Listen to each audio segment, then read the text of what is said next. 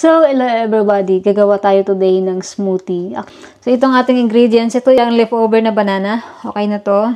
And then, half lang nitong apple. Isang kiwi.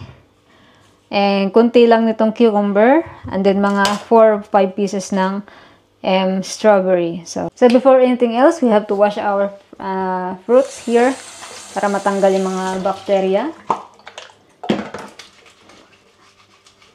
Natutunan ko sabunan yung mga prutas or mga gulay or kahit itlog na dati nung nag-work ako sa bahay during pandemic. So, yung amo ko dati, sobrang sobrang OC niya. Kahit mga itlog sinasabunan namin, tapos tinutuyo namin ng basahan, ganun. Sobrang, ang hirap pakisamahan ng amo ko na yun. Wash. Lagay na natin ang ating fruits. So, unahin ko dito yung ating apple kasi nandito yung cucumber. Tapos itong strawberry. So, yan, okay na yan. Pan lang natin.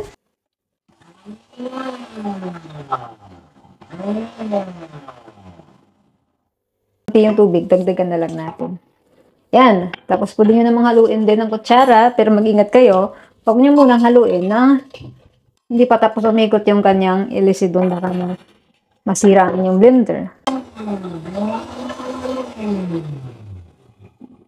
Yan. So, nakita nyo masobra pa siya. Depende kasi sa inyo yun kung gaano kadami yung tubig na ilalagay nyo and fruits. So, ito na yung aking smoothie dinner. So, ito, Nescafe ulit. So, Nescafe, baka naman.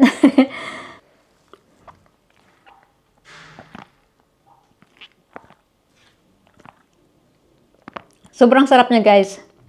Try nyo din to.